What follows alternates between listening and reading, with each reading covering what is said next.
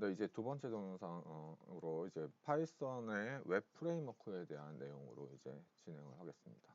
그 프레임워크란 이제 특정 종류의 프로그램을 개발하기 위한 기본 골격을 이제 프레임워크라고 해요. 우리가 특정 종류라 하면은 이제 우리가 지금 배우고 있는 웹 종류의 이제 프로그램들도 있고요.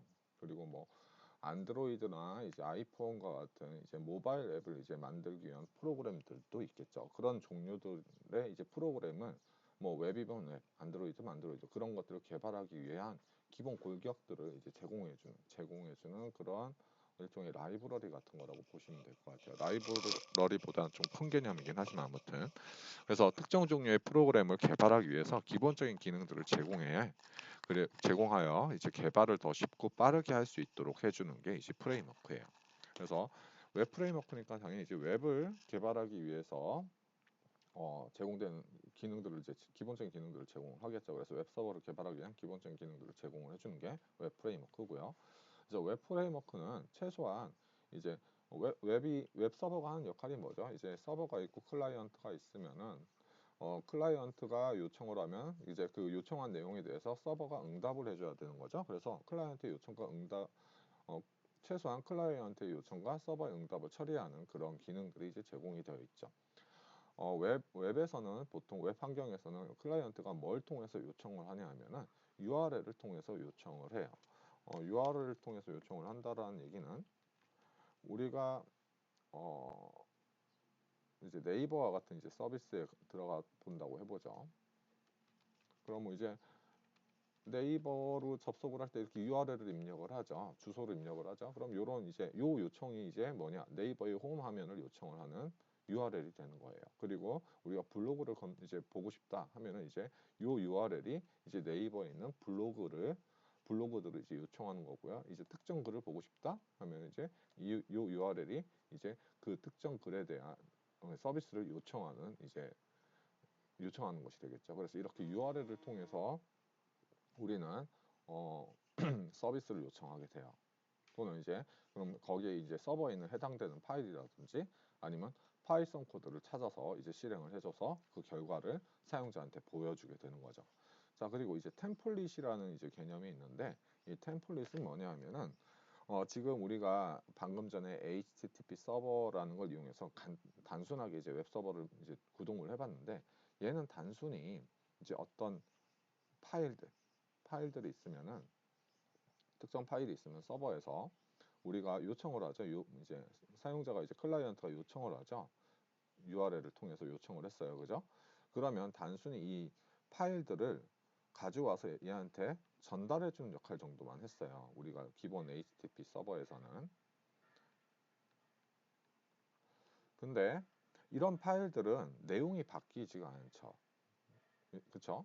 근데 대부분의 이제 웹사이트에 들어가 보면은 어떤 내용들이 항상 고정이 되어 있는 게 아니라 고정되어 있는 이제 뭐 데이터들도 있지만 내용들이 막 바뀌는 경우가 많아요. 그러면은 우리가 어 이제 서버에서는 템플릿이라는 걸 이용해서 HTML 전에 이제 템플릿이라는 걸 이용해서 내용을 작성을 해두면 이 템플릿이 하는 역할이 여기다 어떤 변수라든지 값들을 전달을 해주면 그거에 따라서 여기 있는 내용들을 바꿔서 이제 템플릿 엔진이라는 게 있어요. 템플릿 엔진이 HTML로 바꿔줘요. 요거를 이제 웹브라우저에서 제대로 해석을 할 수 있는 HTML로 바꿔서 요거를 클라이언트에게 보내주죠. 요 안에서 해주는 행위가 이제 서버에서 해주는 역할이고 클라이언트가 특정 URL로 요청을 하면은 그 해당하는 템플릿을 이제 어떤 변수 같은 것들을 전달해서 버무린 다음에 내용을 만들어서 그걸 템플릿 엔진이 HTML로 바꿔서 사용자에게 전달했죠. 그래서 이 템플릿을 이용하면은 서버 사이드에 있는 데이터, 서버 쪽에 있는 데이터를 병합해서 HTML하고 이제 합쳐가지고 우리가 사용자한테 전달해줘서 동적인 페이지들을 만들 수 있게끔 해줘요. 그다음 어, 인증 및 권한 같은 것들에 대한 기능들도 웹 프레임워크는 제공을 해줘요. 인증이라 하면은 뭐 로그인 같은 것들을 말하는 거예요. 특정 사용자가 로그인을 했을 때 그 서비스에 로그인을 하면은 그 사용자의 개인적인 정보들, 그 사용자한테 해당되는 정보들이 있겠죠. 그래서 로그인하면 또 뭐 인증 토큰이라든지 뭐 이런 것들을 발급을 해서 그 토큰을 이용해서 이 사용자가 그 정보에 접근할 수 있는 권한이 있는지 이런 것들에 대한 설정도 웹 프레임워크를 통해서 할 수가 있게 되는 거죠. 이런 기능들도 제공을 해주고요. 그다음에 세션하고 또 추가로 쿠키라는 개념이 있는데 이 세션은 뭐냐 하면은 이제 서버가 있으면은 클라이언트가 굉장히 하나의 클라이언트만 사용하는 게 아니라 웹 서비스는 여러 명의 클라이언트가 이렇게 이 웹 서버에 접속을 해서 요청을 할 수가 있어요. 데이터들을. 그러면 우리가 카트 같은 거라든지 쇼핑몰 같은 거 보면 카트 같은 거라든지 이런 정보들이 사용자별로 다 카트가 다르게 담겨 있잖아요. 또는 사용자의 뭐 로그인 정보도 마찬가지로 사용자의 정보들도 다 다르기 때문에 그런 정보들이 이제 각각의 이 연결마다 다르게 저장이 되어 있는데 그거를 서버에서는 각 연결마다 세션이라는 걸 만들어 가지고 이 세션에서 그 정보들을 저장하고 관리를 하게 돼요. 임시 데이터들을 사용자들의 임시 데이터를. 그래서 이런 기능들도 이제 웹 프레임워크는 제공을 해주고요. 이제 쿠키라는 거는 그럼 뭐냐 하면은 이제 그 사용자가 이제 웹브라우저 같은 걸로 이제 서비스를 요청을 할 거 아니에요. 그러면 이 클라이언트 쪽에 웹브라우저에서 쿠키라는 곳에다가 또 사용자들의 정보를 각각 이제 연결마다 이제 제공을 해주고 있어요. 그런데 이제 이건 웹서버 쪽이 아니라 클라이언트 쪽에서 해주고 있는 역할이죠. 요런 것들을 이제 제공해 주는 게 이제 웹 프레임워크다. 그래서 우리가 단순하게 HTTP 서버를 이용할 때는 이런 기능들을 사용을 할 수가 없어요. 그래서 한계가 있는 거죠. 그래서 웹 프레임워크에서는 이런 기능들을 기본적으로 많이들 제공을 해주기 때문에 좀 더 실용적인 웹 서버를 우리가 만들 수 있게 도와주게 되는 거죠. 자, 파이썬의 웹 프레임워크는 이제 크게 나눠서 이 파이썬뿐만이 아니라 다른 이제 언어들도 이제 웹 프레임워크들을 이제 제공을 해주는 경우가 많은데 크게 나눠서 마이크로 프레임워크하고 이제 풀스택 프레임워크로 나눌 수가 있어요. 마이크로 프레임워크는 굉장히 이제 경량의 이제 웹 프레임워크로 우리가 금방금방 이제 뭔가 웹 서비스를 웹 서버를 구축을 해가지고 만들어서 뭔가 서비스를 할 수가 있게끔 해줘요. 근데 풀스택 프레임워크는 웹 프레임워크에서 가질 수 있는 모든 기능들을 풀 패키지로 그냥 제공을 해주는 거예요. 장단이 있어요. 요거는 웬만한 기능은 풀스택 프레임워크에서는 다 제공을 해주고 있기 때문에 굉장히 이제 좀 뭐 지원을 많이 받을 수 있죠. 프레임워크에서 이제 웹 서버를 개발하는 거에 대한 지원을 많이 받을 수가 있어요. 근데 마이크로 프레임워크는 딱 이제 굉장히 이제 웹 서버를 구성하기에 필요한 것들을 가볍게 이제 구성을 하기 때문에 조금 필요한 것들이 좀 많이 없을 수도 있어요. 내가 뭔가 이런 것들이 필요한데 그런 경우는 내가 찾아서 이제 피프 같은 그런 것들 통해서 인스톨을 받든지 아니면 내가 직접 코딩을 하든지 그런 식으로 해서 이제 또 해야 된다라는 게 있죠. 단 이제 장단 중에 뭐가 있냐면 이제 얘는 단점은 뭐냐면 아무래도 많은 기능들을 제공해 준다라는 거는 그만큼 배워야 할 게 많다라는 뜻이에요. 그래서 이제 학습 곡선이 굉장히 크죠. 그래서 배우는데 좀 시간이 걸릴 수 있다라는 거고요. 마이크로 프레임워크는 딱 필요한 이제 몇 가지 뭐 이제 경량으로 이제 경량의 이제 프레임워크다 보니까 배울 게 그만큼 많이 없어요. 그래서 바로바로 적용을 할 수 있고요.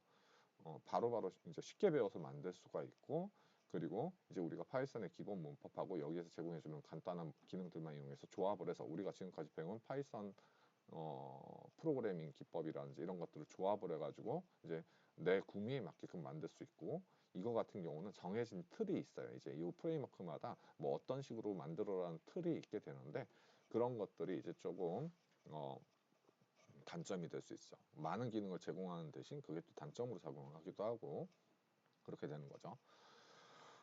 우리는 오늘 플라스크 이제 아무래도 배워야 할 양이 많은 요거는 지금 강의에서는 다룰 수가 없기 때문에 이제 플라스크를 이용해서 간단하게 한번 서버를 구동을 해보는데 요 플라스크도 다 다룰 수는 없어요. 그래서 이제 좀 몇 가지만 이제 다뤄볼 거고요. 그리고 풀스택 프레임워크로 가장 유명한 게 이제 장고죠. 장고 만약에 여러분들이 이제 관심이 있어서 풀스택 프레임워크를 배운다고 하면 뭐 다 알고 있으면 더 좋겠지만 그 중에 이제 좀 장고를 좀 추천을 해줄게요. 여기 들어가 보면 이제 파이썬 웹 프레임워크들을 이제 비교하는 그런 사이트들도 또 있어요. 여기 한번 들어가서 확인해 보면 될 것 같고요. 그래서 플라스크에 대해서 이제 설명을 하면 파이썬의 대표적인 마이크로 웹 프레임워크 중에 하나이고요. 이제 백자이크라는 이제 WSGI 웹 서버 게이트웨이 인터페이스라는 것이 있는데 대부분의 파이썬 웹 프레임워크들은 요 WSGI 인터페이스를 따라서 이제 만들게 돼요. 이거는 뭐 이제 웹 서비스를 하는 이제 어떤 이제 정의된 인터페이스라고 이제 보시면 돼요. 그러니까 사용자가 뭔가 요청을 보내고 응답을 할 때 그런 과정들에 대한 뭐 인터페이스를 이제 WSGI로 이제 WSGI 종류를 이제 한다는 거죠. 뭐 CGI도 있고요. 과거에 CGI 같은 인터페이스도 있고 뭐 여러 가지 인터페이스가 있는데 그 중에 WSGI라는 형태의 이제 뭐 인터페이스를 이용해서 제공을 해준다라는 정도만 알면 될 것 같아요. 지금 요거까지 깊게 나가기는 좀 힘들고요.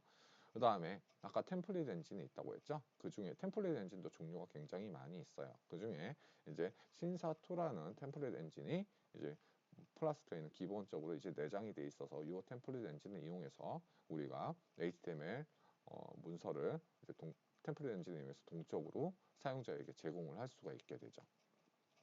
이것만 쓸 수 있는 건 아니고 여러분들이 뭐 신사2가 마음에 안 든다면 다른 템플릿 엔진들도 이제 플라스크에서 이제 조립해서 쓸 수 있어요. 마이크로 웹 프레임워크의 좀 장점 중에 하나가 또 뭐냐면은 조립하듯이 내가 이제 원하는 구미에 맞게끔 조립하듯이 프로그램을 짤 수 있다는 장점도 있어요.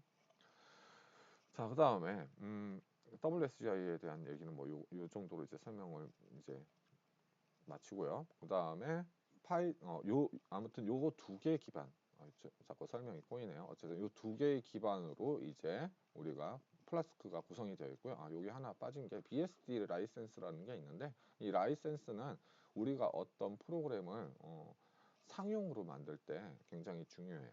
상용으로 만들 때 이 여러 가지 라이센스가 있어. 뭐 MIT라든지 아니면은 뭐 GPL 라이센스라든지 이런 여러 가지 라이센스들이 있는데 어떤 라이센스는 우리가 상업적인 용도로 이제 쓸 수 없다라고 막아놓은 라이센스들도 있고요. 아니면 내가 상업적으로 사용하던 이걸 이용해서 이 라이센스를 이용해서 뭔가 프로젝트를 만들면 내 소스를 공개해야 된다라는 그런 라이센스도 있어요. 그리고 뭐 여러 가지 종류의 라이센스가 있는데 BSD라는 거는 그냥 마음대로 쓸 수 있어요. 내가 뭐 이제 여기 이 BSD 기반의 라이브러리들은 라이센스를 갖는 이제 코드들은 내가 마음대로 써도 공개를 하지 않고 그냥 상업용으로 써도 문제가 없다라는 뜻이에요. 그래서 여러분들이 실제 플라스크 이용해서 서버를 한 다음에 이제 상품을 만들어서 이제 배포를 하게 되면 특히 라이센스 문제 같은 경우는 뭐 신경을 안 써도 된다는 거죠. 여러분들이 다른 라이브러리를 쓸 때 이 라이센스도 좀 잘 알아두고 쓸 필요는 있어요.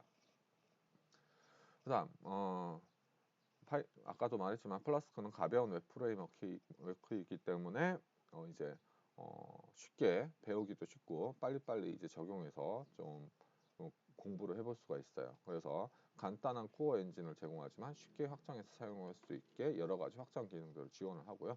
복잡한 설정이 필요 없으며 직관적인 웹 서비스 개발이 가능하다라는 이제 장점이 있어요. 지원하는 기능들은 뭐 이런 것들이 있는데요. 뭐 개발용 서버, 이제 프로덕트용으로도 이제 배포를 할 수도 있고 개발용으로도 이제 디벨롭먼트용으로도 이제 개발을 하다가 이제 나중에 배포를 할 때는 이제 프로덕트 이제 모드로 이제 배포를 해야 되거든요. 아무튼 개발용 서버하고 디버거가 내장이 되어 있고요.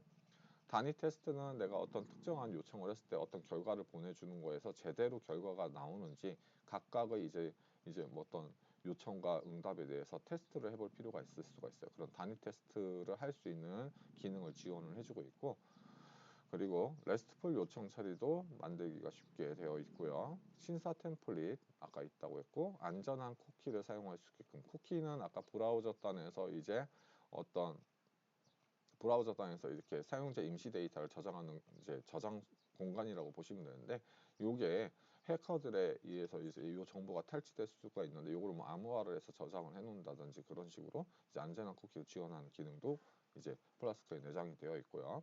아까 WSGI 형태로 이제 우리가 이런 인터페이스로 파이썬의 웹 서버들이 이제 구동이 된다고 했는데 100%다 보완이 된다는 뜻이고 유니코드 기반으로 되고 광범위한 문서 이 문서가 많다라는 건 굉장히 중요한 점이에요. 내가 강의에서 모든 내용을 다 설명할 수 없기 때문에 여러분들이 실제 뭔가를 플라스크를 이용해서 좀 제대로 만들어 보고 싶을 때 뭔가 제대로 만들 때 문제가 많이 발생을 하거든요. 잘 안 된다든지 또 어떻게 해야 될지 모른다든지 그러면 웹이라 검색 엔진을 통해서 이제 물어보게 되는데 문서가 많다라는 건 그만큼 레퍼런스를 할 수 있는 것들이 많다라는 거고 그만큼 내가 배우기가 좀 문제를 해결하기가 쉬워진다라는 걸 뜻해요. 그리고 이제 구글 앱 엔진, 구글 앱들을 활용을 해서 뭔가 만들 때 구글에 있는 기능들을 쓸 때도 호환이 잘 되고요. 원하는 기능을 추가해 확장을 가능한다. 우리가 뭐 이제 뭘 하고 싶다 하면 필요한 패키지를 설치해서 그냥 파이썬 코드에 끼워 넣으면 되는 거죠. 그래서 확장도 가능하다라는 거고요. 자, 이제 실습으로 바로 넘어가 보도록 할게요. 이제 간단한 플라스크 웹 애플리케이션을 한번 만들어 볼 건데요. 우선 플라스크를 설치를 해야 돼요. 내가 원하는 이제 뭔가 프로젝트를 만들고요. 프로젝트 폴더를 이제 생성을 한 다음에 거기에 가상환경 만드는 거는 저번에 했죠. 그래서 거기에다가 가상환경에다가 이제 플라스크를 설치를 해줘야겠죠. 이렇게 간단하게 설치가 가능해요. 근데 우리가 파이참을 이용해서 이제 지금은 할 건데 파이참은 이런 가상환경을 자기가 이제 스스로 파이참이 알아서 만들어주죠. 그래서 이런 설정 없이 바로 할 수가 있겠죠. 한번 바로 만들어 보도록 하죠. 처음에 이제 플라스크 프로젝트도 만들 수가 있는데 일단은 기본적으로 이제 퓨어한 파이썬으로 만들어 보도록 하죠. 플라스크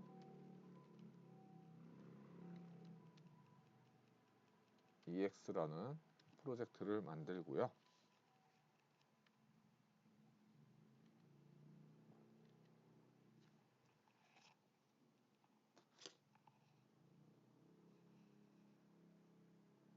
네, 가상환경을 지금 생성을 하고 있어요. 파이참이 알아서.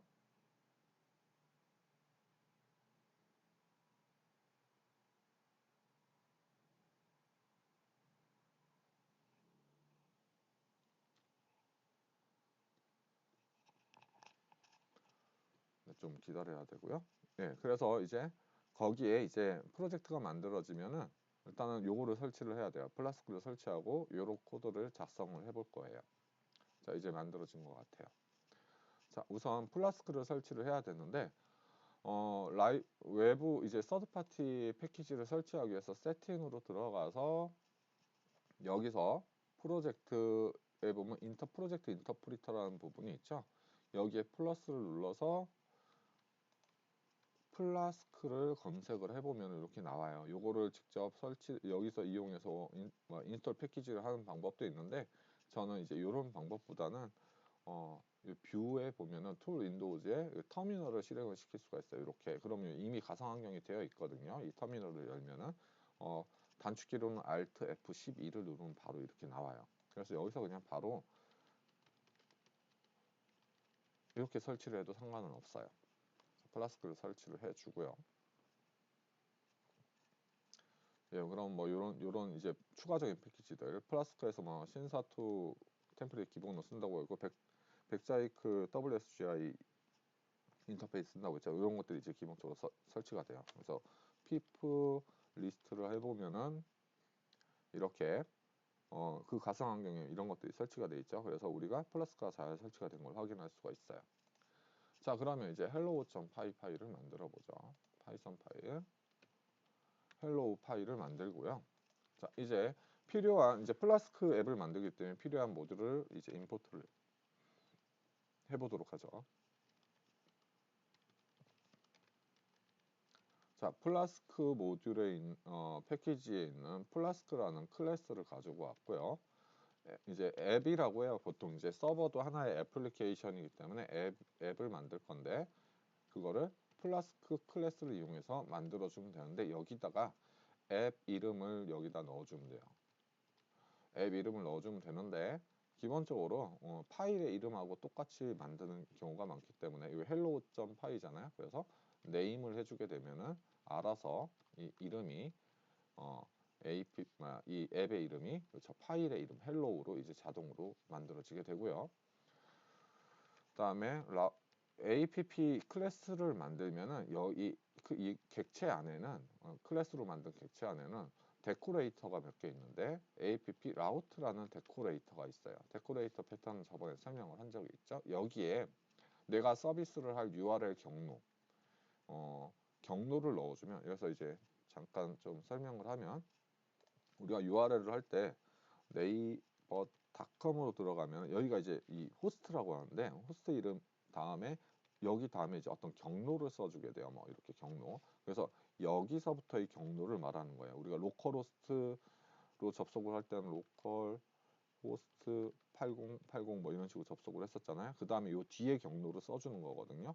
그래서 가장 루트로 이제 그 호스트 다음에 가장 루트의 경로로 왔을 때 이제 어떤 코드를 실행을 할 거냐라고 이제 정할 수가 있어요. 그래서 여기서 hello라는 함수를 이제 정의를 해서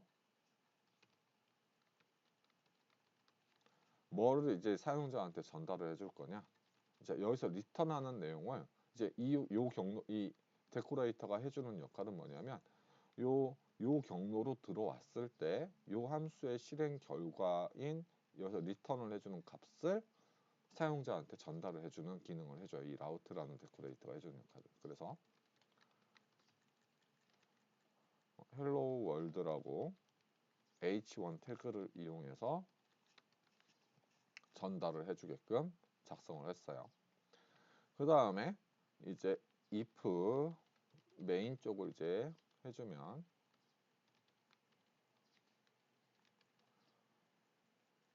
이 앱을 이제 실행을 하면 돼요. 이제 앱을 만들었고요. 앱 객체를 만들고 그 다음에 앱에 대한 여러 가지 설정을 한 다음에 run을 해주게 되면 실행을 해볼게요. 그러면 일단 기본적으로 5000번 포트에서 이거 127.0.0.1을 로컬호스트랑 같은 거라고 했어요. 이거 내 지금 현재 PC의 주소를 말하는 거예요. 5000번 포트로 이제 서비스를 실행하고 있는 걸 볼 수 있죠. 요거를 누르면 이제 그 위치로 이제 이동이 되고요. 우리가 루트로 이제 들어갔잖아요. 루트로 들어간 거잖아요, 지금. 그래서 헬로 월드를 이제 사용자한테 리턴해 주고 있었죠. 여기서 이 함수에서 이 함수에서 이 내용이 여기에 나오고 있죠. 페이지 소스 보기를 한번 보면 이렇게 요 내용이 전달이 된 걸 확인할 수 있어요. 요 내용을 브라우저는 이렇게 보여주고 있는 거죠.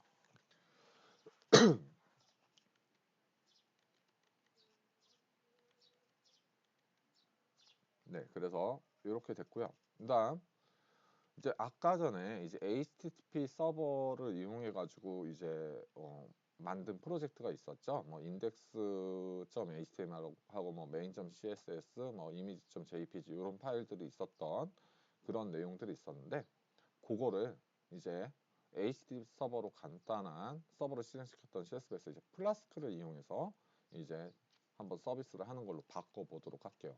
그래서 요 파일을 생성을 하고요.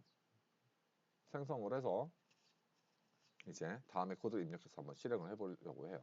자, 그러면 아까 프로젝트를 이제 만들었던 프로젝트를 한번 열어볼게요. 그 폴더를 열게요. 오픈을 누른 다음에 아까 그게 어디에 있었냐 하면, 여러분들의 그 위치를 한번 잘 찾아봐요. 여러분들은 이제 여러분들이 생성한 위치에서 찾아야 되겠죠? 그러면 여기에 저 같은 경우는 웹서버 ex라는 요 폴더였죠. 그래서 요거를 열게요.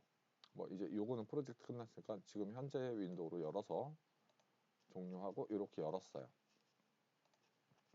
자, 그럼 이렇게 구성이 돼 있는데 문제는 뭐냐면, 우리는 여기에 어떤 가상 환경을 설정을 하지 않았기 때문에 설정을 좀 해줄 필요가 있어요. 이거는 그냥 왜 터미널에서 우리가 프로젝트를 만든 거잖아요. 그래서 파이참에 어떤 설정이 아무것도 안 되어 있어요. 그래서 수동으로 좀 해줄 필요가 있는데, 세팅으로 들어가고요.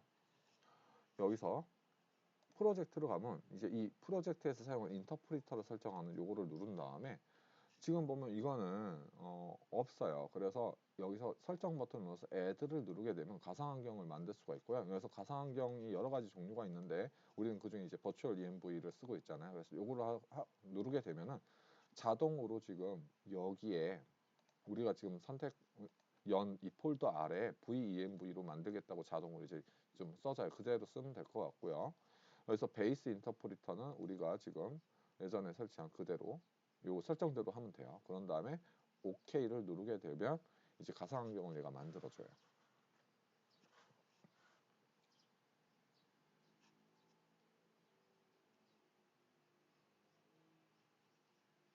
자, 이제 가상환경을 만들고 있고요. 이제 venv라는 이제 가상환경을 이제 관리하는 디렉터리가 생겼죠. 그래서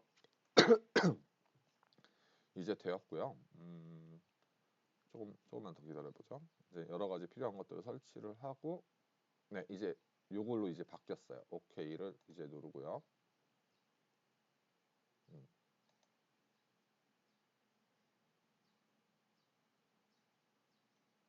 음,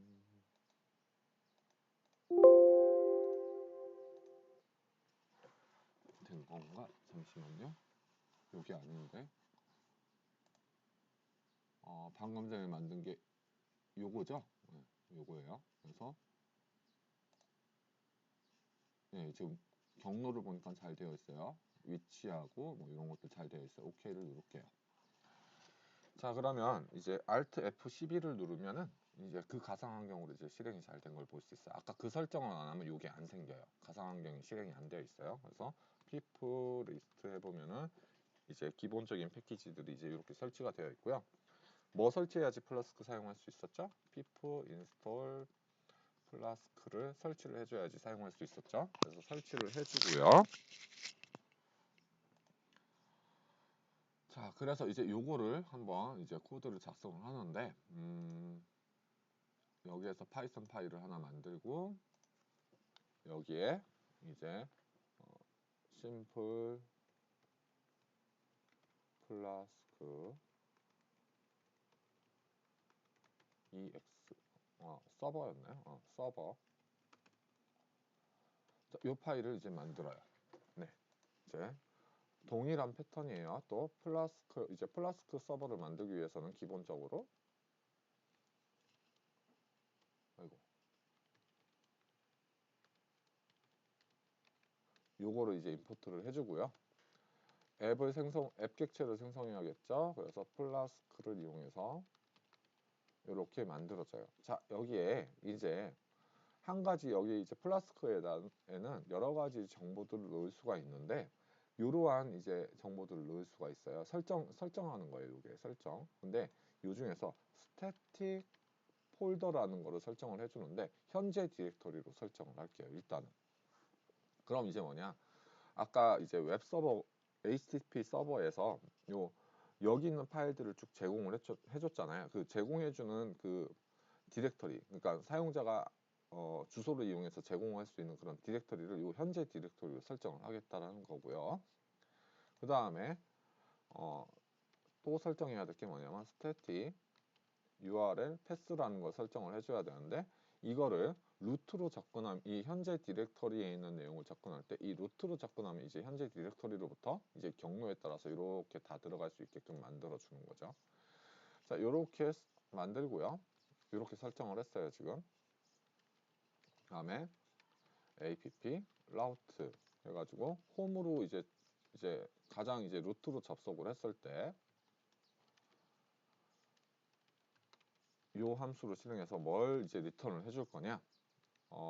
app에 보면은 이 app 객체에 보면 send static file이라는 이제 메서드가 있어요. 그래서 이 메서드를 이용해서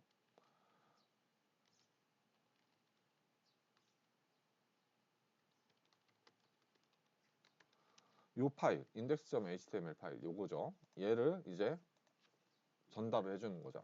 그러면 얘는 이 파일에 있는 내용을 열어서 이 내용을 이제 전달을 해주는 거예요. 그 클라이언트한테. 자, 이렇게 해서 이제 만들었고요. if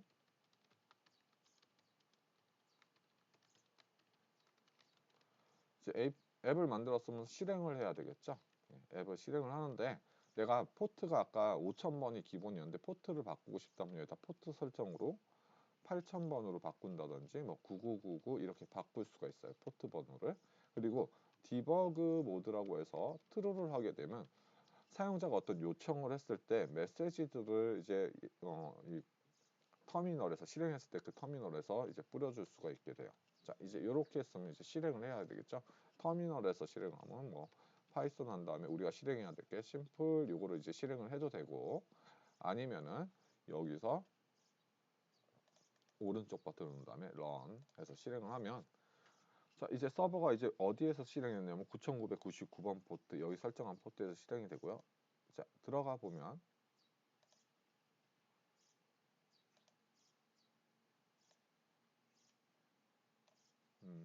지금 제가 예전에 했던 게 좀 다르게 보이는데, 이거 왜 그러냐면 기록이 좀 남아 있어서 그래요. 그래서 좀 지울게요.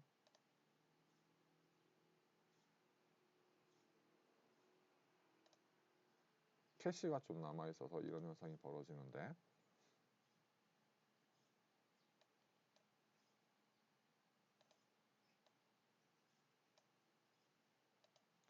지운 상태에서 다시 한번 접속을 해보죠. 로컬 호스트. 자, 이제 접속을 해보면은, 자, 아까 그 내용이 그대로 전달이 돼요. 자, 근데 우리가 스태틱 폴더를 지금 요 현재 디렉터리로 잡았잖아요. 그럼 여기가 스태틱 폴더가 되기 때문에 여기 있는 내용을 내가 경로만 하면 다 접근을 할 수가 있어요. 예를 들면은 이렇게 venv 밑에 이제 여기 보면은 뭐 요 파일 한번 접근을 해보고 싶다 하면 접근을 바로 해요. 파일 venv.cfg.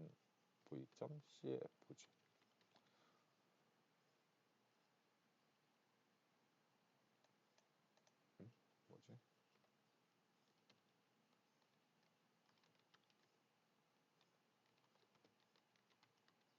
뭐 이런 여기는 이제 접속 이 venv는 좀 접속이 안 되네요. asset 요거보다는 여기에 이제 접속을 해보죠. 그러면 심플 플라스크 서버.py.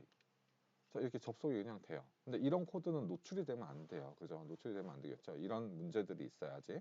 이게 그 마치 그 HTTP 기본 HTTP 서버를 썼을 때의 기본 문제죠.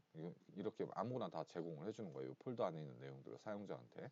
그렇게 하면 안 되죠. 그래서 그 문제들을 조금 해결을 해볼게요. 이제.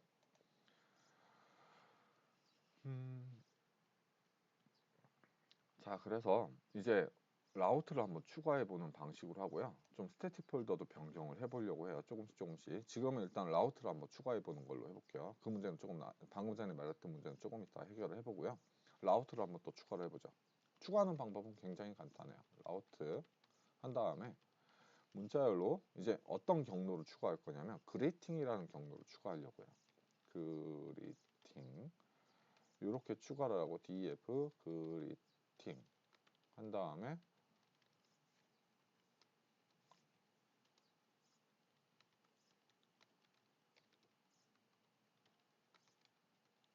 자, 이렇게 만들었다고 해보죠. 그런 다음에 이제 실행을 다시 해보면요. 자, 이제 서버가 실행이 됐고요.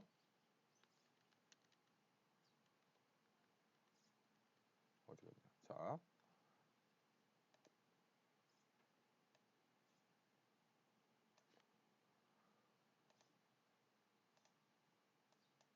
자, 이제 그리팅이라는 경로를 추가했으니까 우리는 그리팅으로 한번 접속을 해볼게요.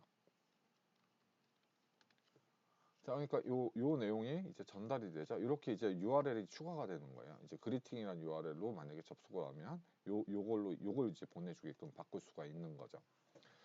자, 그러면 이제 여기에 이제 강의 노트에서 보면은 슬러시 한 다음에 이제 꺽쇠를 이용해서 유저 네임 이런 식으로 이제 되어 있어요. 여기는 이제 이렇게 되어 있죠. 요거는 이제 뭐냐면 요렇게 부등호 형태의 이제 가로 꺽쇠를 이제 이용해서 꺽쇠 가로를 이용해서 여기다가 이제 이름을 넣어주게 되면은 요게 일종의 변수명처럼 작동을 해요. 그런 다음에 요게 있으면은 여기에 똑같이 변수를 받을 수 있게끔 설정을 해줘야 돼요. 이거랑 같은 이름으로 해주는 게 좋고요. 여기에 만약에 또 다른 걸 또 넣고 싶다 하면은 이제 플레이스를 넣고 싶다. 그러면 여기에 또 변수가 하나 플레이스가 이런 식으로 추가가 되면 돼요. 그럼 얘가 어떤 방식으로 작동하는지 볼게요. 지금 하나만 해보죠. 이런 식으로 이제 추가를 한다라는 거고요. 자, 이제 여기 해놓고 다시 서버를 다시 실행을 하고요. 서버를 다시 실행해서 이제 접속을 해볼게요. 그리팅 다음에 이제 뭐가 들어오게 돼 있냐면 어떤 유저네임이라는 경로가 들어오게 된다고 했죠. 여기다가 길동이라고 이제 입력을 하게 되면 왜 이러냐. 그리고 여기에다가 format 유저네임. 자, 여기 변수로 받은 이제 유저네임을 여기에서 이제 파이썬의 포매팅을 이용해서 이런 식으로 이제 해주고 다시 접속을 해보면 자, 이제 길동이라는 게 여기 들어갔죠. 자, 이게 어떤 식으로 동작을 했는지 잠깐 설명을 하면 이 부분 그리팅 다음에 나오는 이 부분은 이 유저네임이라는 변수 역할을 한다고 했잖아요. 요게 이 부분이 그리팅으로 바뀌게 돼요. 그러니까 길동으로 바뀌게 돼요. 그러면 이 변수에 여기 있는 값을 넘겨주게 되고요. 길동이 여기 들어가겠죠. 문자열이. 그래서 그거를 여기다 넣어서 이제 출력하는 형태로 바꾼 거죠. 이런 식으로. 만약에 여기다가 1을 하게 되면은 이제 1 이런 식으로 이제 되게 되는 거죠. 이제 변수 같은 역할을 하는 거죠. 이런 식으로 이제 되게 돼요. 자, 그래서 요 경로도 한번 추가를 해봤어요. 이제 라우트를 추가를 한 거죠. 그러면 이제 템플릿을 한번 이용해 볼게요. 아까 신사투 템플릿을 플라스크에서는 이제 제공을 해준다고 했는데 기본적으로 이제 앱을 만들 때 템플릿 폴더를 설정을 할 수가 있어요. 템플릿 폴더라는 걸 설정을 할 수가 있는데 예를 들면 이제 뷰스라고 이렇게 설정을 하면 템플릿 폴더를 현재 디렉터리에 있는 뷰스로 하게 되면 여기에 디렉터리를 만들고 뷰스라는 디렉터리를 만들면 여기에 이제 템플릿을 모아두겠다는 뜻이 되고요. 만약에 요거를 설정을 안 하면은 기본적으로 이 플라스크는 템플릿이라는 폴더를 가지고 이제 폴더 안에서 그 템플릿 파일들을 찾게 돼요. 템플릿 파일들을 찾게 되고요. 자, 이제 템플릿 폴더를 이제 생성한 다음에 greeting.html 파일을 만들어서 작성을 해볼게요. 여기에서 HTML을 만들 거기 때문에 이제 greeting.html 만들고요. 자, 여기서 이제 hi user name 이렇게 해주고 그 다음에 body에는 h1 hi user name 이렇게 이제 만들었어요. 자, 이제 템플릿에서 아까 템플릿을 설명을 할 때 변수를 이 템플릿에서 전달한 다음에 그 변수를 이용해서 무언가를 만들고 템플릿 엔진이 그걸 다시 HTML로 바꿔준다고 했었어요. 그죠? 자, 요걸 이제 템플릿 엔진을 써서 해보죠. 그 다음에 여기 index.html 파일도 템플릿으로 이동을 시킬게요. 얘를 이렇게 이동을 시킬게요. 그러면 이제 템플릿으로 인덱스도 이제 이동이 됐어요. 자, 그러면 이제 더 이상 이제 요게 이제 유효하지가 않아요. index.html 이제 템플릿으로 이동이 됐죠. 그리고 이제 다음에 파이썬 코드를 작성을 하는데 자, 이제 요거를 조금 바꿨어요. 요 설정을. 네, 요 설정을 바꿨어요. 자, 그래서 여기서 요 폴더에 있는 내용을 스태틱 폴더로 바꾸고요. 요 asset이라는 폴더가 이제 스태틱 폴더가 되겠죠. 요 밑에는 다 이제 사용자가 아무렇게나 접근할 수 있는 폴더가 된 거예요. 그리고 그 다음에는 asset이라는 경로로 만약에 URL로 asset이라는 경로로 들어오게 되면 여기 있는 파일들을 그냥 접근할 수 있게끔 해준다라는 뜻이에요. 자, index.html에 보면은 이런 요청을 하고 있어요. 이런 CSS 파일하고 이런 이미지들을 요청을 하고 있는데 뭘로 시작을 하고 있냐면 asset으로 시작을 하고 있죠. 그러면 asset으로 시작하면 이 폴더로 들어가게 되고요. 그 밑에 있는 스타일스 폴더라든지 이미지스 폴더에 있는 내용들을 가져올 수 있는 거죠. HTML 파일이 이런 것들을 가지고 올 수 있어야 이런 내용들을 그냥 가지고 올 수 있어야 되기 때문에 얘네들은 사용자들이 이제 마음대로 접근할 수 있게끔 열어줘야 되는 거죠. 그래서 스태틱 폴더를 이렇게 설정을 했어요. 그리고 이제 템플릿 엔진을 사용하기 위해서는 함수가 하나가 더 필요한데 렌더 템플릿이라는 함수를 이제 넣어줘야 돼요. 그래서 이제 여기 서버가 되는 이 메인 코드에 하나를 더 추가한데 렌더 템플릿을 추가를 해주고요. 자, 우리는 이제 app 스태틱 파일로 이제 보냈던 거를 렌더 템플릿이라는 템플릿 엔진을 이제 호출해주는 함수를 이용해서 전달해 줘야 되는데 여기서 별다른 경로 없이 HTML 이렇게 해주면 이 렌더 템플릿이라는 것은 아까 여기서 템플릿 폴더라고 되어 있는 위치에서 이 파일을 찾게 돼요. index.html 파일. 근데 얘가 이걸 설정 안 하면 기본적으로 이 폴더가 어디라고 했죠? 이 템플릿 폴더로 이제 설정이 된다고 했죠. 여기에는 index.html 파일을 렌더링해서 보내주게 되는 거죠. 템플릿 엔진이 HTML 파일로 바꿔서 보내주게 되는 거죠. 여기도 이제 똑같아요. 렌더 템플릿 한 다음에 얘는 greeting.html 파일을 보낼 거예요. 그런데 이 greeting.html 파일을 잘 보면은 유저 네임이라는 녀석이 필요하다고 했어요. 자, 여기 이제 이게 바로 템플릿 문법이 돼요. 신사2의 템플릿 문법이 되는데 여기 중괄호 2개로 이렇게 양쪽을 싸주고서 요 안에다가 어떤 값을 뭐를 넣어주면 요거는 표현식이 되게 돼요. 표현식. 그래서 유저 네임이 이제 변수잖아요. 그 변수에 있는 내용을 여기서 출력을 하겠다라는 거거든요. 그러면 이 유저네임이란 변수를 어떻게 전달을 할 수 있느냐? 바로 렌더 템플릿 안에 키워드 인수를 이용해서 유저네임은 뭘 뜻하는 거냐면 요 그리팅이라는 템플릿 엔진 안에 있는 유저네임이라는 걸 뜻하게 되고요. 그 다음에 여기로 어떤 값을 전달할 거냐면 요 유저네임을 전달하면 되죠. 그래서 유저네임 요 두 번째 넣어주는 값은 여기 있는 값을 말해요. 여기 있는 앞에 있는 거는 템플릿에 있는 변수를 뜻하고요. 자, 이렇게 한 다음에 이제 서버를 다시 실행을 해보면요. 이렇게 되었고요. 자, 이제 접속을 해보죠.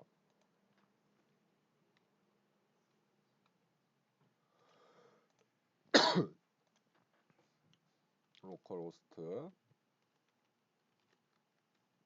9999 지금 9599번으로 이제 실행을 했어요. 그 다음에 접속을 하면 index.html 파일이 이제 여기서 보내주는 이 렌더에서 보내주는 게 이제 오게 되고요. 자, 여기서 그리팅 한 다음에 길동 이렇게 넣어주면 이제 길동 잘 들어가고 있죠. 이제 여기로 요거를 이제 요 템플릿 파일을 가지고 와서 요 유저네임에다가 길동이란 값을 넣어준 다음에 이제 그걸 HTML로 바꿔서 보내주는 거죠. 실제 페이지 소스 보기를 해보면요. 페이지 소스 보기 이걸 눌러보면 이런 형태의 데이터가 왔어요. 지금 보면은 그리팅이라는 요거를 보낸 거하고 다르게 지금 요 파일 내용이 다 똑같죠 지금? 근데 이 부분이 길동으로 바뀌어 있는 걸 확인할 수 있어요. 유저네임 부분 타이틀도 길동으로 바뀌어 있죠. 자, 여기 보면 여기 위에 상단의 제목도 하이 길동 이렇게 바뀌어 있는 걸로 볼 수 있어요. 자, 그리고 여기서 이제 스태틱 폴더를 이제 설정한 부분이 있었잖아요. 그죠? 아셋으로 되어 있죠. 그러면 여기 있는 것만 사용자들이 이제 접근을 할 수 있고요. 이런 식으로.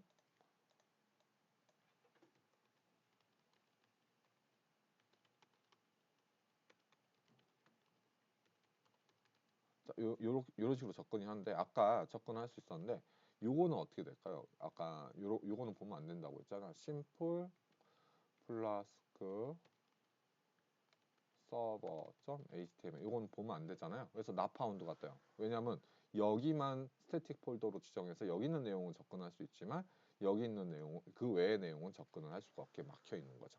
네, 이렇게 스태틱 폴더가 해주는 역할이 그거예요. 자, 그러면 어느 정도 좀 만약에 좀 잘 이해가 안 되는 부분은 항상 이제 그 단톡방을 오픈 채팅방이라든지 그런 걸 이용해서 질문을 해주면 될 것 같아요. 자, 이제 문제를 풀어보죠.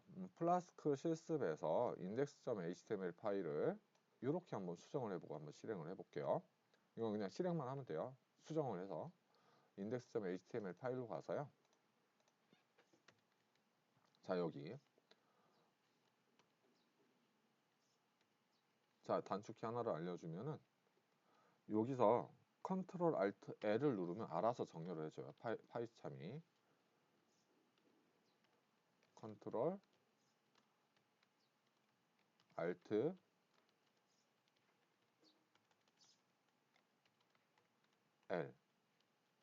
L 버튼을 누르게 되면 정렬을 알아서 해줘요. 단축키 하나 알려줬어요. 그냥. 자, UL 태그는 그럼 뭐냐면은 unordered list라고 해서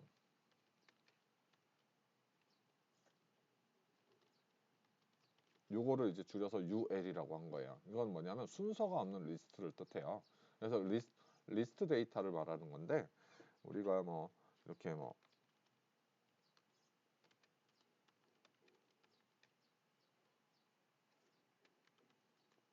이런 식으로 이제 순서가 없는 이런 형태의 데이터를 이제 만들어 주겠다는 데이터라는 얘기예요. 이제 HTML에서. 그리고 이거 말고 OL이라는 또 태그도 있어요. 여기도 이제 같이 바뀌는데 그거는 이런 식으로 어떤 순서가 매겨져 있는 리스트를 말해요. 그런 형태로 이제 뿌리겠다라는 거예요. 데이터를. 그러면 자 여기서 그러면 그 안에 리스트들이 오겠죠. 그거는 OL이든 UL이든 똑같이 LI라는 태그를 이용해서 표현을 해요. 그래서 LI 한 다음에 이제 A 사실 요거를 좀 이해시키려고 요거를 넣었는데 자 여기 보면 이제 A라는 태그가 있어요. 이게 바로 이제 HTML의 하이퍼 텍스트를 만들어주는 태그예요. 그래서 요거는 이제 여기 있는 요 A라는 태그 요소 안에 조금 이제 보기 좋게 좀 할게요. 그러면 이 A라는 태그 요소 안에 어떤 내용 이제 컨텐츠가 들어가겠죠. 뭐 그림이 될 수도 있고요. 이런 글자일 수도 있고 텍스트일 수도 있고 이런 컨텐츠가 들어갈 수가 있는데 그 컨텐츠 요 안에 있는 컨텐츠를 눌렀을 때 어느 위치로 이동을 시킬 건지를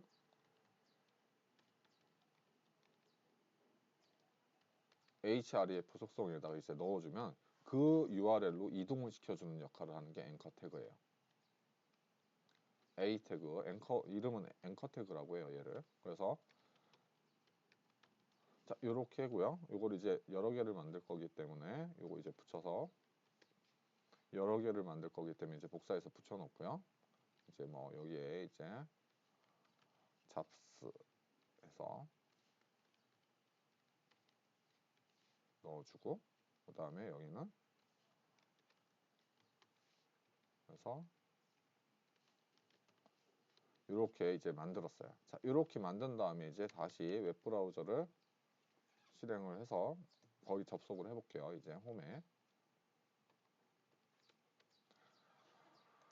자, 새로 고침을 하면 이렇게 링크가 이제 생긴 걸 볼 수가 있어요. 그래서 길동을 누르게 되면 이 길동이라는 곳으로 이동이 되고요. 그 다음에 잡스를 누르면 이 잡스라는 곳으로 이동이 되죠. 그 다음에 게이츠를 누르면 게이츠라는 곳으로 이동이 되게 되죠. 자, 이런 식으로 이제 링크를 한번 추가해 본 거고요. 이거는 뭐 HTML적인 내용이라서 뭐 이렇게 한번 보고 넘어가면 될 것 같아요. 이제 조금 더 실용적인 이제 예제를 한번 만들어 보려고요. SQLite를 이용해서 school.db 데이터베이스에 스튜던트 테이블을 이런 형태로 이제 만들 거예요. 스튜던트 테이블을 이런 형태로 생성을 하고 일단은 이런 학생들의 데이터를 먼저 삽입을 해 놔요. 이 테이블에다가. 그런 다음에 이 데이터베이스를 이용해서 다음을 만족하는 웹서버를 작성하는 거죠. 자, 여기까지는 저번에 이제 데이터베이스를 한번 해본 거를 다시 한번 이제 복습하는 개념의 이제 예제가 되고 이제 요 밑에 요거 만족하는 웹서버가 이제 오늘 배우는 내용이 되겠죠. 플라스크를 이용해서 만들면 될 것 같아요. 자, 프로젝트는 이제 뭐 스쿨이라는 프로젝트로 한번 만들어서 진행을 해보는데 이제는 조금 다르게 이 뉴 프로젝트를 눌러서 이제 플라스크 프로젝트를 생성해서 한번 해볼게요. 이러면 알아서 플라스크 프로젝트를 만들 수가 있거든요. 그래서 이제 스쿨이라고 만들어 볼게요. 실행을 하고요. 이제 요거는 이제 더 이상 안 할 거니까 디스 윈도우 해주고 지금 요 프로그램이 실행되고 있어서 이제 이런 메시지가 나오는데 이 터미네이터 그러니까 종료를 시키겠다는 거야. 종료를 시키고 이제 프로젝트가 이제 새로 만들어지고 있죠. 이제 가상 환경을 만들고 알아서 플라스크를 설치까지 해줘요. 플라스크를 만들 수 있는 환경을 만들어 주는 거죠.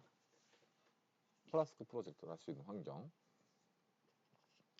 자, 그래서 뭐 인스톨하고 석세스풀 뭐 이런 메시지들이 쭉 뜨는데 여기 잘 보면은 이제 플라스크를 설치하는 부분이 이렇게 메시지로 나와요. 자, 이제 인스톨링 플라스크 나오고 있죠. 플라스크를 이제 설치를 해주고 있고요.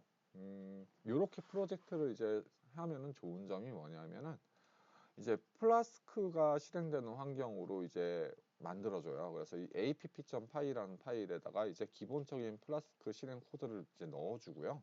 그 다음에 우리가 템플릿 폴더라든지 스태틱 폴더, 아까 여기 보면은 스태틱 폴더 이렇게 넣어준 부분을 이제 설정을 안 하잖아요. 이거 설정을 안 하면 기본적으로 플라스크는 이 스태틱이란 폴더를 스태틱 폴더로 만들어줘요. 그래서 이렇게 기본적인 틀을 만들어줘요. 이렇게 프로젝트를 만들면.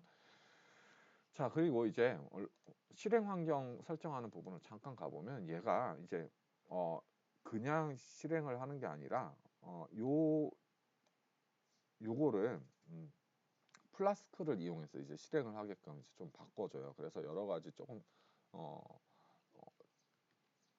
환경이 조금 바뀌어요. 실행 환경이 조금 바뀐다라는 거예요. 플라스크를 이용해서 실행하는 환경으로 바뀌게 돼요. 어쨌든 요걸로 해볼게요. 기존에 그냥 퓨어한 파이썬 코드로 작성을 해도 무방하지만 요걸 한번 이용해 보는 거예요. 파이찬 프로젝트에 있으니까. 자, 그래서 일단은 기능들을 볼게요. 만약에 여기로 접속을 할 때는 스튜던트 테이블에 저장되어 있는 학생의 이름의 목록을 보여주고 여기 테이블에 있는 내용을 가지고 와서 그리고 여기에서 이런 형태 이제 아이디를 넣어주면 이 아이디는 여기는 요 아이디 이제 학번을 말하는 거죠. 스튜던트라는 경로 다음에 학번을 넣어주면 그 해당하는 학번의 학생의 상세 정보를 이제 출력할 수 있게끔 나오게 되는 거죠. 먼저 데이터베이스를 생성할 코드를 좀 만들어 보도록 하죠. 이거는 저번 시간에 했던 예제 복습하는 개념으로 한번 생각을 해볼게요. 파이썬 파일을 만들어서 create db라는 create data라는 파이썬 파일을 만들고요. 그 다음에 from 자, 이렇게 해서 학생들의 목록을 이제 해줘야 되겠죠. 일단 학번, 이름, 그 다음에 태어난 연도, 그리고 학과, 그 다음에 학년 이렇게 이런 순서대로 입력을 해서 3개 정도의 데이터를 이제 넣어주는 거죠. 여러분들이 데이터를 더 넣고 싶으면 여기다 더 추가를 해주면 돼요. 그 다음에 두 번째는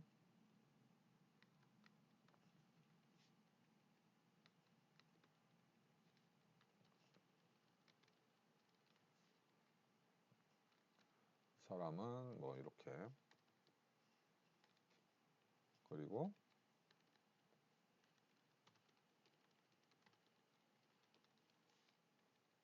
학년은 1학년 뭐 이런 식으로 이제 데이터를 좀 수정을 해주고요.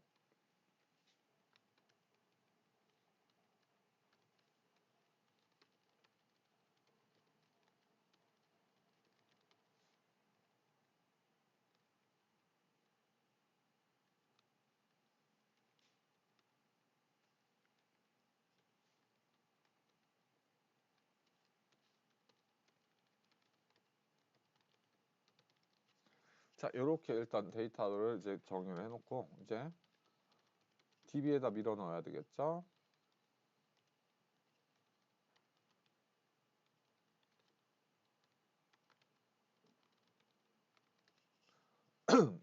항상 DB에 접속을 하면은 다 작업이 끝난 다음에 클로즈를 해줘야 되는데 위드 구문을 이용해서 자동으로 클로즈가 되게끔 만들어 놓고요.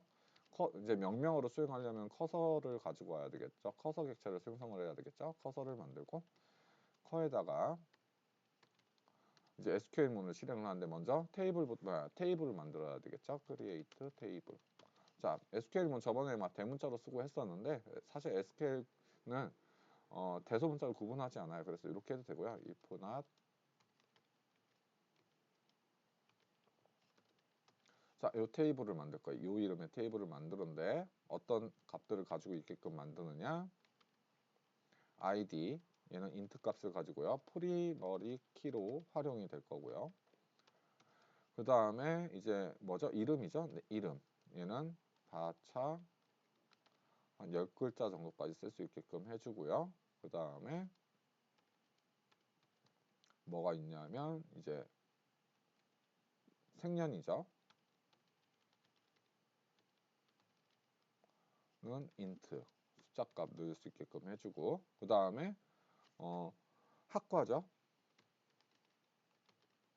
얘는 20글자까지 넣게끔 해주죠. 그 다음에 마지막으로 학년이 있죠. 얘는 인트값. 이런 식으로 이제 갖게끔 했어요.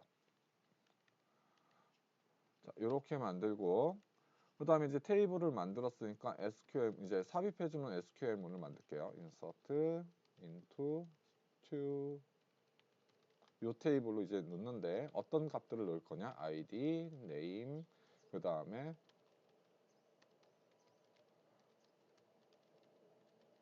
요 순서대로 넣을 거고요. 요 필드들을 각각 순서대로 넣을 거고 values는 이렇게 5개의 값이 이제 들어가게끔 해야 되겠죠. 그리고 저기 있는 값을 이제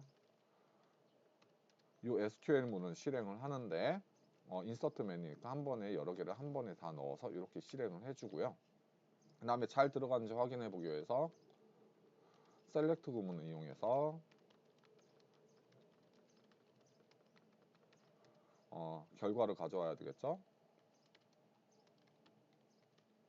결과를 가져오고 요 셀렉트 구문에 대한 결과를 가져와서 이제 프린트 로스 하고요. 마지막으로 요게 DB에 적용이 되게끔 하려면 커밋을 항상 요 지금까지 이제 작성을 했던 실행했던 SQL문이 DB에 실제로 적용이 되게끔 커밋을 꼭 날려줘야 돼요. 자, 이제 실행을 해볼게요. 뭐가 문제인가 보죠. 여기에서 문제가 생겼네요. 왜 생겼을까요? 넘버가 잘못됐다는데 5개를 사용했는데 몇 개밖에 없냐고 하면 3개밖에 없다라고 하네요. 왜 그러지? 5개를 사용했는데 3개가 스플라이 됐다.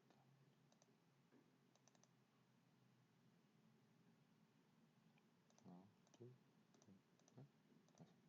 인서트.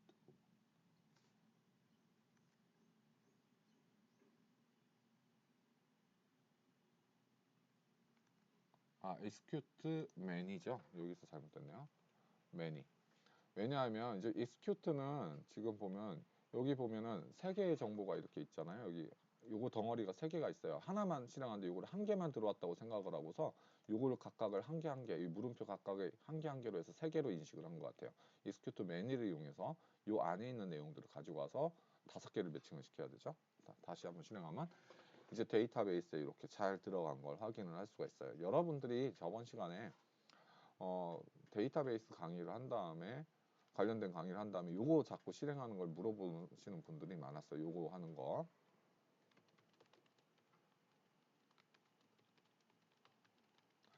자, 그래서 요 쿼리 실행하면 이렇게 테이블 나오는 요런 것들을 이제 물어보는 거를 이제 많이 봤었는데 이거 더블 클릭하면 여러분들은 여기 이제 요게 기본적으로는 바이너리 파일로 되어 있어요. 얘가. 그래서 이상하게 나오는데 저는 이제 기본으로 앱이 이제 데이터베이스 열 수 있는 앱이 있어가지고 파이참에 내장이 돼 있어가지고 요게 실행이 되는데 이게 유료 버전이에요, 사실. 그래서 여러분은 무료 버전이 이게 없어요, 기본적으로. 그래서 안 되는 거고 별도의 이제 플러그인을 설치를 해서 여러분들이 이제 해야 되는 거고. 그리고 사실 요것도 하나의 어떻게 보면 요 데이터베이스라는 요것도 하나의 앱이거든요. 앱이기 때문에 보여주는 방식의 차이인 거지. 지금 우리가 실행을 했을 때 이런 식으로 보여주느냐, 아까 같이 테이블에서 보여주느냐, 그거의 차이지. 결국은 데이터베이스에 있는 정보를 가져오는 건 결국 똑같아요. 그래서 결국 이 구문을 실행한 결과를 가져와서 아까처럼 테이블 형태로 뿌렸을 뿐이에요. 방금 전에 그거는. 그러니까 크게 중요한 부분은 아니라는 거를 좀 얘기를 해주고 싶었고요. 자, 이제 데이터는 생성했으니까 이제 프리머리 키가 얘네들이 이제 잡혀 있다 보니 이제 또 실행하면 이제 똑같은 데이터를 또 넣으면 요 충돌이 나서 이제 오류가 발생을 해요. 그래서 한 번만 이제 데이터를 넣어 놓으면 되고요. 데이터베이스에 요 데이터가 지금 들어가 있어요. 이제 그 데이터를 우리가 하고자 하는 건 이제 데이터를 넣어 놨으면은 요 데이터를 가지고서 웹페이지에서 이 정보들을 이제 보여주고 싶은 거예요. 자, 먼저 요걸 하기 위해서 이제 템플릿을 먼저 만들어야겠죠. 홈에 접속을 했을 때 보여줄 index.html 파일을 만들게요. 여기에 HTML 파일을 만드는데 index 하고요. 랭귀지는 코로 바꾸고 그 다음에 제목은 스튜던트라고 했어요. 학생들의 이제 목록을 보여주는 스튜던트라는 걸 만들고요. 아이고 갑자기 네 이렇게 됐고요. 그 다음에 이제 본문을 만들어야 되겠죠. 먼저 제목을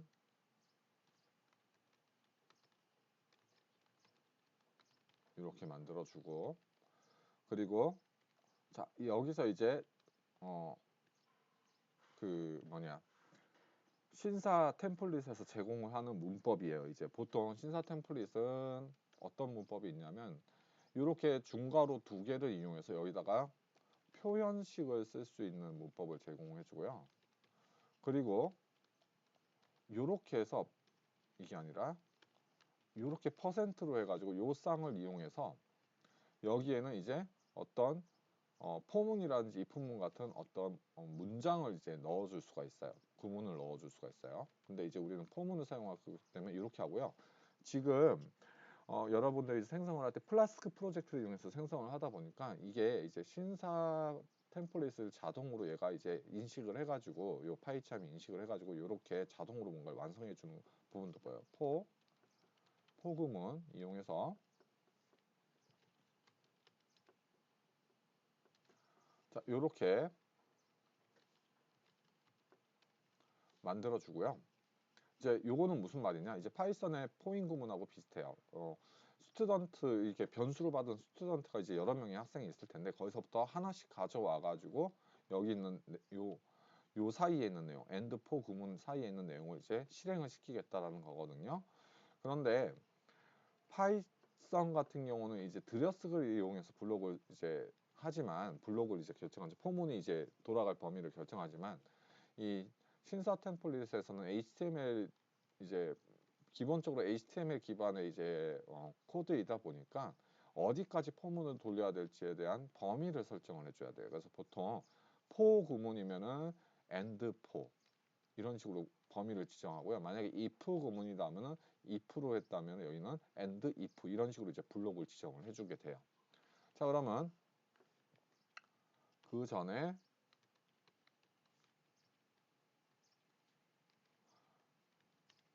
반복을 해줘야 될 부분이 뭐냐면 li라는 부분이에요. 여기를 이제 반복을 해서 만들어줘야 되죠. 포문을 이용해서 뭐 개수만큼 스튜던트 개수만큼 만들어주는 거고요. 그 다음에 우리가 프로그램 요구사항에서 뭐가 있었냐면은 여기로 이제 형태로 입력할 때는 학번에 해당하는 아이디로 학생의 상세 정보를 이제 보여주게끔 한다고 했잖아요. 그래서 학생들의 링크를 걸어줄 건데 자, A 태그를 이용해서 걸어줘요. 근데 경로가 어떻게 된다고 했죠? 스튜던트 밑에 학생의 아이디 여기 받은 요 스튜라는 학생 있죠? 요 학생의 아이디를 이용해서 링크를 걸 거예요. 스튜.id 그럼 여기 학번이 여기 이제 들어가게 돼서 이 최종적인 경로 href 안에 들어가는 최종적인 경로가 여기 학번이 들어가서 완성이 되게 되고요. 자, 그 다음에 여기는 학생의 이름을 출력을 해주면 되겠죠. student.name에 이제 학생의 이름을 출력을 해주면 돼요. 자, 이렇게 해서 이제 템플릿을 만들었고요. 그 다음에 이제 스튜던트를 이제 학생의 상세 정보를 이제 출력할 student.html 템플릿을 만들어 볼게요.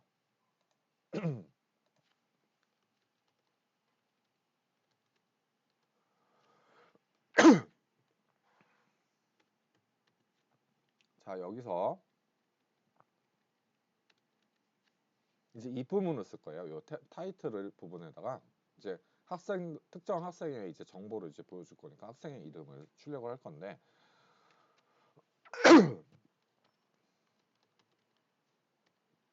학생 정보가 만약에 값이 있다면은 자, end if로 이제 블록을 쌓아주고요. 그 다음에 그렇지 않은 경우 이렇게 두 가지로 나눠서 이제 if문의 블록이 여기서부터 여기까지가 되겠죠.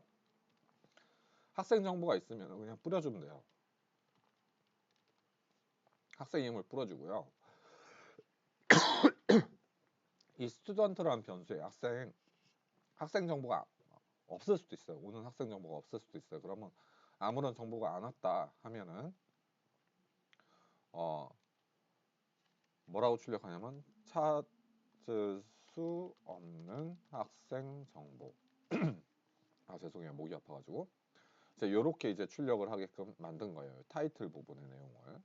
이렇게 출력이 되는 거죠. 학생 정보가 있으면 그 학생 정보의 이름을 출력을 해주고 없으면은 찾을 수 없는 정보라고 타이틀을 뿌려주고요. 그 다음에 여기도 마찬가지예요. if 만약에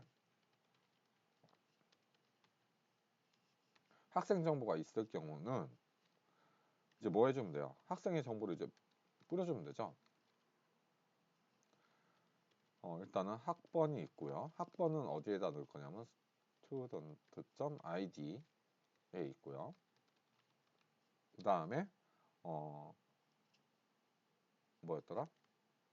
이름 정보를 보여줘야 되겠죠? student.name. 그 다음에 아이고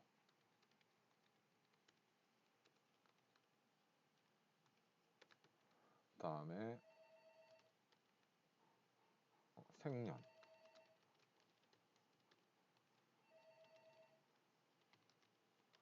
그 다음에 학과.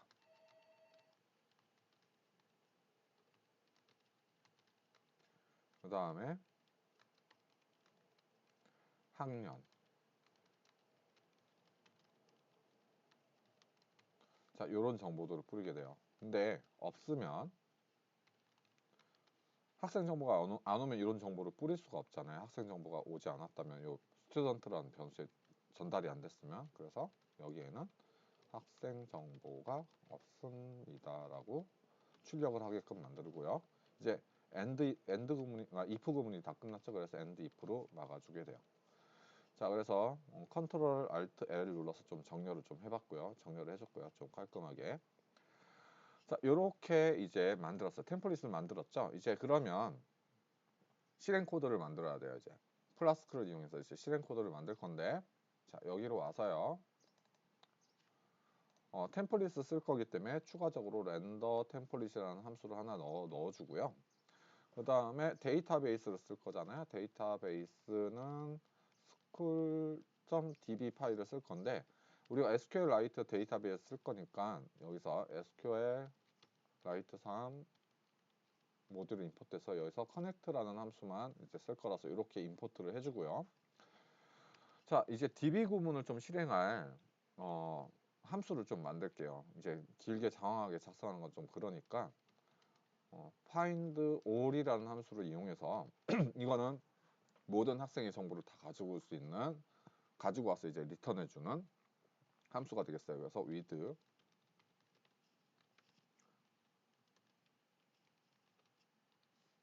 아까 전에 요 파일을 실행해가지고 데이터는 다 넣어놓은 상태예요. 여기에. 그래서 이제 넣어놓은 상태니까 이제 가지고 오기만 하면 되죠. 자, 그래서 connect 객체를 이용해서 커서를 만들고요. 그 다음에 수행할 명령어가 뭐죠? select. 자, 모든 정보는 필요 없고요. 여기서는 지금 잘 보면은 템플릿을 잘 보면 인덱스에다 뿌릴 건데 인덱스에다 뿌릴 거거든요. 헬로 월드라기보다는 이제 인덱스라고 할게요. 여기 인덱스 템플릿을 보낼 거라서 어떻게 보낼 거냐? 렌더 템플릿에서 인덱스 파일을 보낼 거예요. 이 인덱스의 파일을 보낼 거라서 이렇게 했고요. 자, 셀렉트 이제 여기서 필요한 정보를 잘 보니까 학생에 있는 모든 정보가 필요한 건 아니고 아이디하고 이름 정보만 있으면 될 것 같아요. 그래서 셀렉트를 할 때 아이디하고 이름 필드만 가져올 거예요. 어디로부터? 스튜던트 테이블로부터 이렇게 가져올 거고요. 그리고 결과를 가지고 오면 로우 이제 결과를 이제 가지고 와야 되겠죠. 실행한 결과를. 그래서 패치 올로 모든 정보를 가져온 다음에 리턴 로스 이렇게 해서 이제 결과를 리턴을 해줘요. 자, 그러면 여기에서 이제 이 index.html, 그러니까 index HTML에서 보내줘야 될 거는 이제 학생들에 대한 리스트를 보내줘야 되잖아요. 그래서 어떻게 해야 되냐? 자, 여기서 요거 먼저 이제 요거 작성을 했고요. 이제 요거 작성을 해볼게요. 로우스는 find all 함수를 이용하면은 학생들의 리스트가 오긴 하는데 문제는 요 템플릿에서 쓸 수 있는 형태의 리스트가 아니라 어떻게 오게 되냐면 이렇게 튜플 리스트 형태로 해가지고 그냥 첫 번째 항목은 학번 20 뭐 17 01 001 그 다음에 홍길동 그 다음에 뭐 생년 그 다음에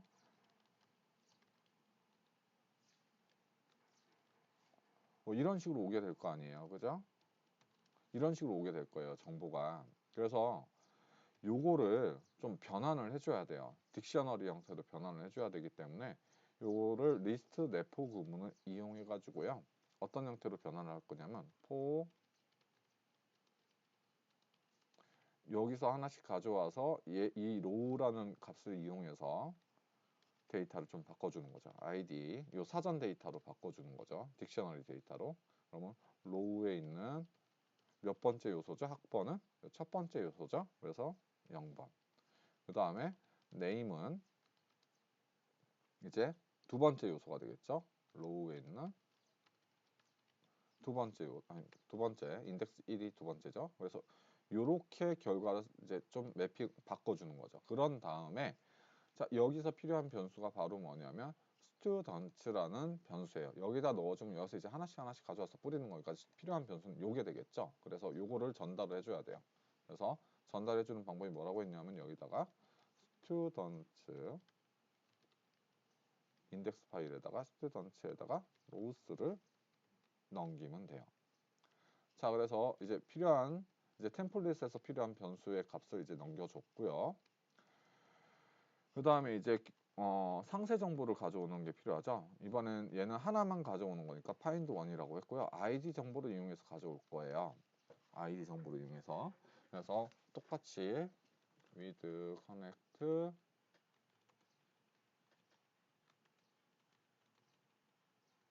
자, 이렇게 DB에 연결을 한 다음에 이제 커서 객체 가져오고요.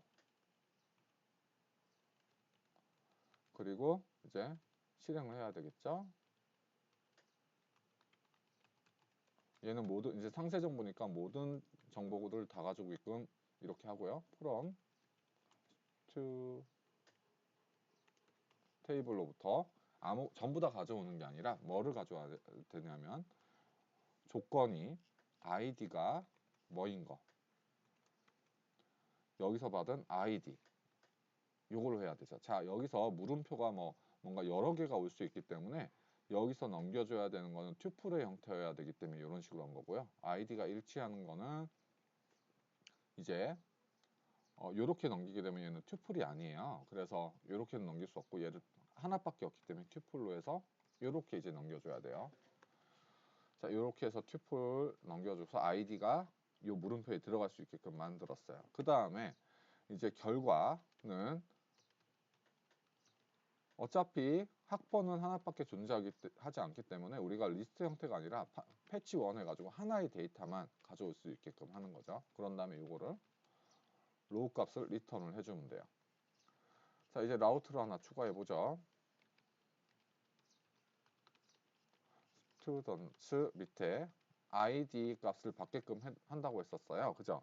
근데 여기서 이제 보면은 요 앞에 요 구문이 하나가 더 있거든요. 강의 노트를 보면 이거 id 값이 무슨 타입이냐면 int 이렇게 앞에다가 이렇게 콜론을 이용해서 타입을 이제 넣어줄 수가 있어요. 여기다가 str 타입이면은 이제 str 이런 식으로 넣을 수가 있겠죠. 자 int 타입으로 넣었고요. df student 그래서 id 자, 여기 있는 id 변수에 있는 값이 여기로 이제 전달이 되겠죠. 그런 다음에 이제 row 결과 student는 이제 결과를 받아오는데 find one 이렇게 해서 ID, 여기는 ID를 전달해 주면 되겠죠? 그래서 결과를 받아오고요. 역시 이 로우는 아까와 같이 이런 식으로 오게 돼요. 결과가 뭐 2019, 뭐 1701, 001, 뭐 홍길동 이런 식으로 오게 되잖아요. 이런 식으로 오게 되잖아요. 튜플 형태로 오게 되거든요. 결과가. 근데 템플릿에서 사용을 하기 위해서는 이렇게 스토어에 있는 ID 값 가지고 네임 값 가지고 이런 형태로 바꿔줘야 되기 때문에 얘를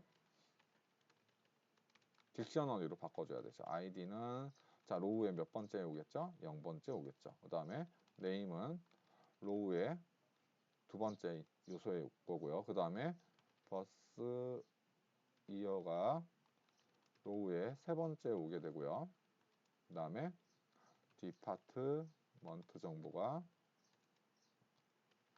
로우의 네 번째 요소에 있고요. 그 다음에 그레이드 정보는 로우의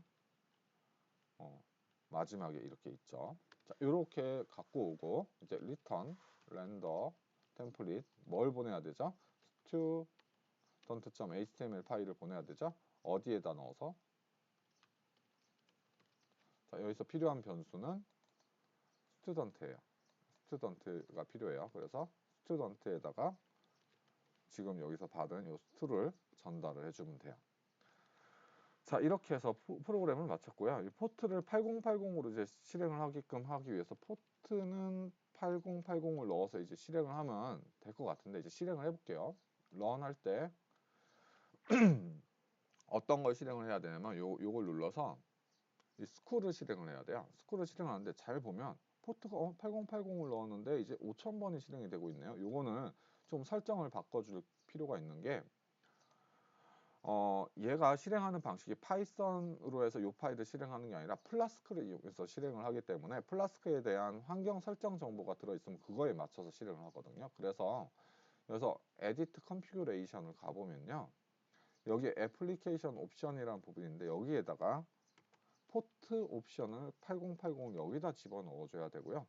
플라스크 디버그를 할 거냐 말 거냐 해서 아까 여기 보면은 디버그 true라고 이제 아마 매개 변수에 넣었던 부분이 있을 거예요. 여기에 콤마고 디버그는 true 이렇게 넣었던 부분을 이제 설정해서 이제 해줘야 돼요. 이렇게 하게 되면 그래서 여기서 디버그 true 하게 되면 이제 디버그 되게 되는 거고요. 자 그래서 OK를 눌러주고 실행을 다시 해볼게요. run 이제 런 스쿨, 요 스쿨 프로젝트를 실행한다는 거고 그거의 기본이 이제 app.py가 되겠죠. 이거 실행을 하면 자 이제 보면 알겠지만 8080으로 잘 실행이 되고 있죠. 자 이제 실행을 했으니까 한번 열어볼게요. 8080 이제 들어가 보면은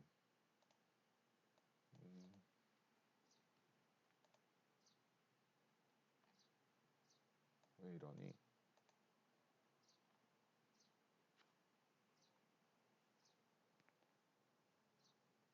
find all 아이디하고 네. 잠시만요. DB에 데이터가 잘 들어갔나?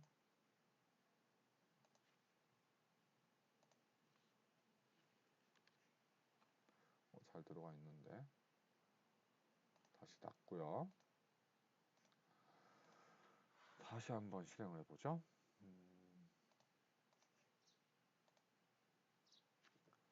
자 실행을 했고요. 여기에 인덱스에 이제 스튜던트에다가 이제 넘겨주고 있는데 오타가 있었네요. 스튜던트 이렇게 했어야 되는데 오타가 있어서 제대로 안 나왔던 것 같아요. 자 다음에 이제 다시 재실행을 해보죠. 자 이러면 이제 제대로 이제 나오고 있죠. 이 목록이 왔고요. 이걸 누르면 링크로 이동이 돼서 이렇게 학번에 대한 정보를 가져와서 이렇게 상세 정보를 볼 수 있죠. 여기에 이제 템플릿에 하나만 더 넣어서 홈으로 이동할 수 있는 이제 링크를 넣어주면 좀 더 좋을 것 같아요. 홈으로 이동을 할 수 있게끔 이렇게 해서 요거 하나만 더해서 다시 실행을 해보면 홈으로 이렇게 생겼죠. 그래서 홈으로 가고 인걱정 누르면 인걱정에 대한 이제 상세 정보, 그다음에 유관순에 대한 상세 정보 이런 식으로 이제 볼 수가 있게 됐죠. 자, 근데 만약에 없는 학번을 넣게 되면 어떻게 되느냐? 아이고 여기서 이제 문제가 발생을 하는데 non type object is not 뭐 요거 되어 있는데 요거 잘못 설정한 부분이 있어요. 아까 강의 노트에 보면 요거 조금 다르게 되어 있는데 요걸 제가 잘못했어요. 자, 요렇게 하는데 스튜던트에다 요런 값을 넣을 때 어떻게 넣어야 되냐면 로우에 if